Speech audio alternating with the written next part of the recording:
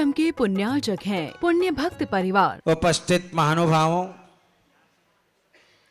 सिद्ध चक्र मंडल विधान अपनी अबाध गति से चल रहा है। सिद्धों के अनंत गुणों में से 256 गुणों की मंगलमय आराधना आज यहाँ पर हमने संपन्न की है। चक्र जीवन में बहुत काम के होते हैं। चक्र देखा जाए तो 2 प्रकार का चक्र होता है। एक संसार चक्र होता है और दूसरा मोक्ष चक्र होता है। बाकी जितने भी चक्र हैं, इन सब में सारे चक्र समाहित हो जाया करते हैं। संसार चक्र अनादिकाल से चला आ रहा है। मोक्ष चक्र भी अनादिकाल का है। लेकिन भव्य जीवों के संसार चक्र का अंत हो सकता है। एक बार मोक्ष चक्र प्राप्त हो जाने के बाद वह अनादिकाल से अनंत काल तक उस जीव के बना रहता है। संसार चक्र हम देखते हैं, जो व्यक्ति अपने जीवन में मरघट तक यात्रा करते हैं, उनका संसार चक्र होता है। और मोक्ष चक्र, जो व्यक्ति अपने जीवन में पैदल विहार करता है, उनके जीवन में मोक्ष चक्र घटित हो जाया करता है। भगवान महावीर का पथ वह पैदल का मार्ग है, मरघट का मार्ग नहीं है। कंधे पर कौन चलता है? जो असहाय होता है, जो चलने लायक नहीं होता है, या जो दुनिया से चला गया है, वह कंधों पर चला करता है और उसकी यात्रा या तो घर तक होती है या मरघट तक होती है। जो दुनिया के कंधों पर बैठ कर के जा रहा है, उसकी मंजिल मरघट पर समाप्त हो जाती है, और जो पैदल यात्रा करता है, उसकी यात्रा निर्वाण तक जाया करती है। सोचना, समझना, विचार करना। संसार की यात्रा करते करते बहुत समय बीत गया, लेकिन अभी तक निर्वाण यात्रा हमने एक बार भी अपने जीवन के अंदर नहीं की। संसार चक्र मिथ्यात्व, प्रमाद, कषाय और योगों की चंचलता होने के कारण प्राणियों को अपने जीवन में मिला करती है। और जो व्यक्ति अपने जीवन में व्रत चक्र को जन्म दे देता है, वैराग्य चक्र को जन्म दे देता है, तप चक्र को अपने जीवन में आचरण करता है, भावना चक्र को जन्म दे देता है, उसके जीवन में निर्वाण यात्रा प्रारंभ हो जाया करती है। और एक दिन जो है वह सिद्ध चक्र में जाकर के मिल जाया करता है। अभी हमने यहां पर कर्म दहन व्रत का उद्यापन किया। किसने किया? कर्म दहन व्रत किसने किया? श्रावकों में एक भी नहीं है, 1-2 व्यक्ति हैं। लेकिन हमारे दोनों युगल मुनिराज, जिन्होंने अपने जीवन में ये कर्म दहन व्रत पूर्ण कर लिया, कर्म दहन व्रत अपने जीवन में कर लिया, इसलिए आज इनके जीवन में सिद्ध चक्र विधान के माध्यम से आज उनका उद्यापन भी यहां पर हम कर रहे हैं। जीवन में व्रत चक्र चाहिए, लेकिन व्रत चक्र कब होगा? जब हमारे जीवन में कर्म चक्र अच्छा होगा। यदि कर्म चक्र अच्छा नहीं है तो जीवन में एक भी व्रत चक्र की आराधना हम अपने जीवन में नहीं कर सकते हैं, क्योंकि व्रतों को करने के लिए पुण्य चाहिए। बिना पुण्य के व्रत नहीं होता है। बिना पुण्य के स्थिर नाम कर्म का उदय नहीं मिल सकता। स्थिर नाम कर्म का उदय का मतलब होता है जो अपने जीवन में वात, पित्त और कफ जिनके कभित क्षुभित नहीं होते हैं, उनके स्थिर नाम कर्म का उदय पाया जाता है, जिसके कारण वे लंबे लंबे उपवासों की साधना अपने जीवन में कर जाते हैं। और वो स्थिर नाम कर्म का उदय इन दोनों युगल मुनिराजों के अपने जीवन में दिखाई दे रहा है, जिसके कारण आज इतनी बड़ी लंबी तपस्या की साधना अपने जीवन में करते हुए पाए जा रहे हैं। यह स्थिर नाम कर्म का उदय। और यदि अस्थिर नाम कर्म का उदय होता है तो व्यक्ति एक एकासन भी नहीं कर पाता है, एक भी उपवास नहीं कर पाता है, एक भी व्रत नहीं कर पाता है, और करने जाता है तो उल्टियां शुरू हो जाती है, गैस बढ़ जाती है, शरीर में शक्ति नहीं होती है। उसके अस्थिर कर्म का नाम कर्म का उदय जानना तो अपने को क्या करना।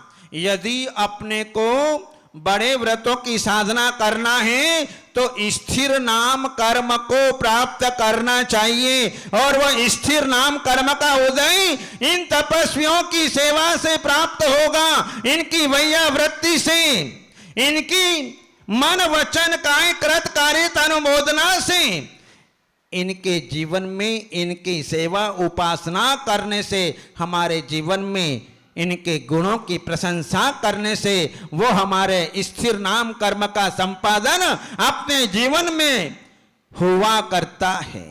इसलिए व्रत चक्र जहां होता है तो फिर प्राणियों के जीवन में धर्म चक्र प्रकट होता है,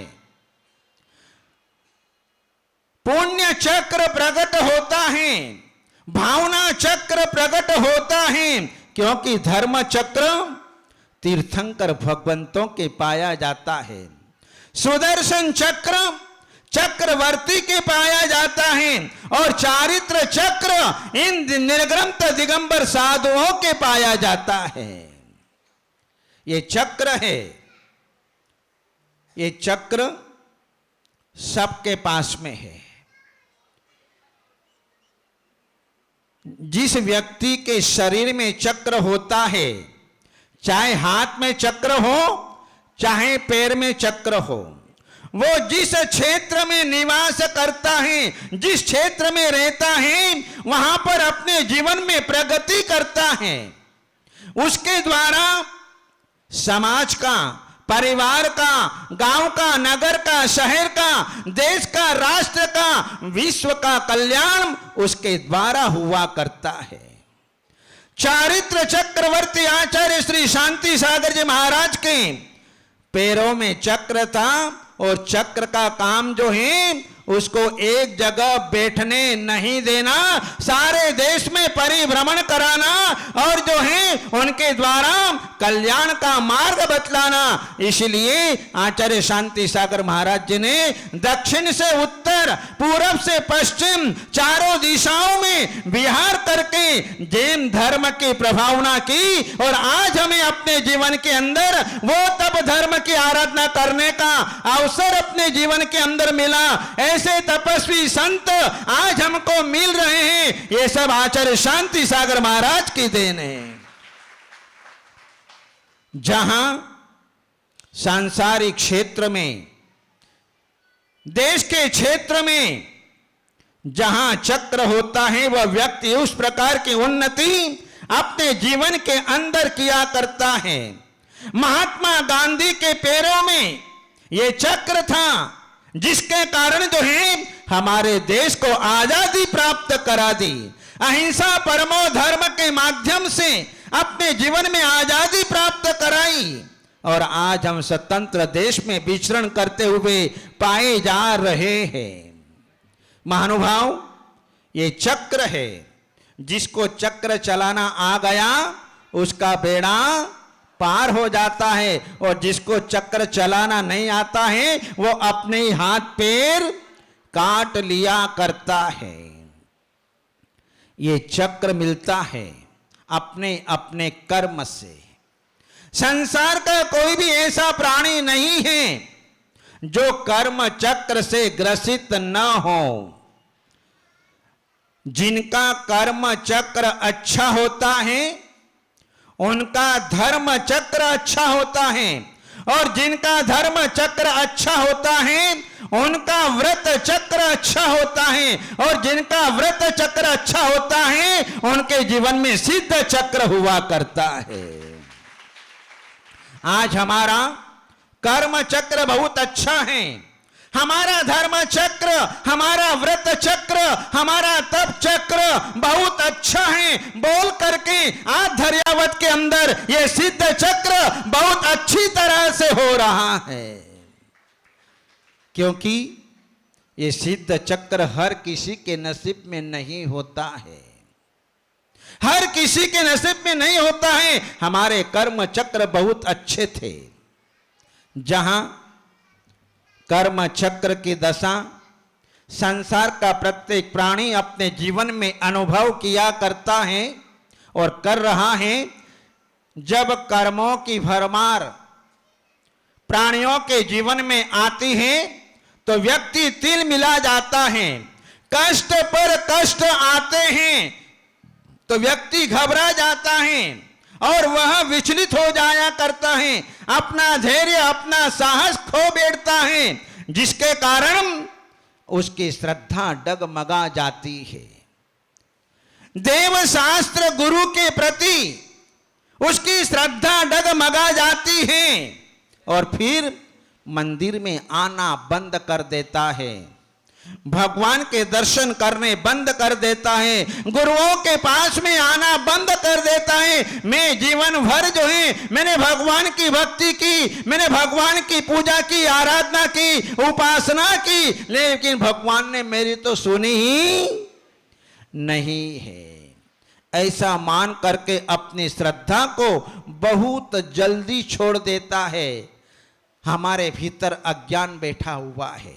अज्ञानता के कारण हम अपने जीवन में परमात्मा को दोष देने लग जाते हैं कि भगवान ने कुछ भी नहीं किया, मैंने इनका कितना किया, मैंने छत्र चढ़ाया, मैंने चवर चढ़ाया, मैंने सिंहासन चढ़ाया, मैंने शिखर बनाया, मैंने मंदिर बनाया, मैंने सब कुछ किया, लेकिन भगवान ने मेरी नहीं सुनी। क्या काम कैसे भगवान, चलो अपन तो यहां से चलते हैं और व्यक्ति की श्रद्धा हट जाती है। लेकिन ध्यान रखना, ये हमारी अज्ञानता। हमारे जैन दर्शन के भगवान किसी को भी कुछ भी लेते देते नहीं है, किसी को भी सुखी दुखी करते नहीं हैं। हमें नई व्यवस्था को समझना होगा। यद्यपि व्यवहार नहीं से हमारे भगवान लेते देते भी हैं, सुख दुख में हमें साथ देते हैं।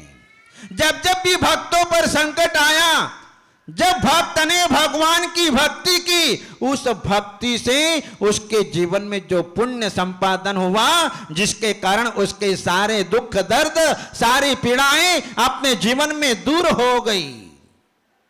आज रविवार का दिन है और रविवार का दिन है और अधिकतर लोगों के रवि व्रत भी चल रहा है।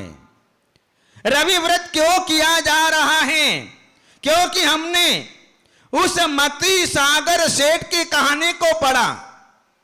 किस प्रकार से मती सागर सेठ के पास में संपदा थी और कैसे पाप कर्म के उदय से वो संपदा विलीनता को प्राप्त हो गई। जब मुनिराजों के माध्यम से सेठ को रविव्रत करने की स्वीकृति मिली, आज आशीर्वाद मिला, उस व्रत के प्रभाव से वह संपत्ति वापस लौट करके आ गई। व्रतों की महिमा है। जब इंसान अपने जीवन में व्रतों को धारण करता है और व्रतों को धारण करता है तो व्रतों को धारण करने में कठिनाई महसूस करनी पड़ती है, कठोर आचरण करना पड़ता है, मन को फटकारना पड़ता है, इंद्रियों को वश में करना पड़ता है, मन को वश में करना पड़ता है, जब जाकर के हमारे जीवन में व्रत हो पाता है। जहां 100 आदमी घर से निकलते हैं उसमें से 90 व्यक्ति तो बीच में से ही छोड़ के चले जाते के नाम सुन करके। रहे 10 व्यक्ति, उन 10 व्यक्तियों में भी 5 व्यक्ति ऐसे होते हैं कि जो थोड़ी दूर चलते हैं और जो है उसको सुन करके बाहर हो जाते हैं कि तो कठिनाई का मार्ग है, अपने से नहीं होगा। 5 व्यक्ति ऐसे हैं जिसमें से 4 व्यक्ति जो हैं परिसह उपसर्गों को देख करके सहन नहीं करने के कारण हमसे भूखा नहीं रहा जाता है, हम कैसलोच नहीं कर सकते हैं। इस बात को देख करके, ठंडी गर्मी को देख करके 4 व्यक्ति चले जाते हैं। एक व्यक्ति अपने जीवन में उपलब्धि को प्राप्त हो पाता है और वो एक व्यक्ति नहीं, आज तो हमारे सामने ये 2 निर्ग्रंथ मुनिराज 2 व्यक्ति आज यहां पर बैठे हुए हैं कि अपने जीवन में 100% अपने जीवन में उन जैन धर्म के तक की कठिनाइयों का आचरण अपने जीवन में कर रहे हैं और आज अपने जीवन में मोक्ष की यात्रा को अपने जीवन में निकट करते हुए पाए जा रहे हैं। इस कार्यक्रम के पुण्यार्जक थे पुण्य भक्त परिवार।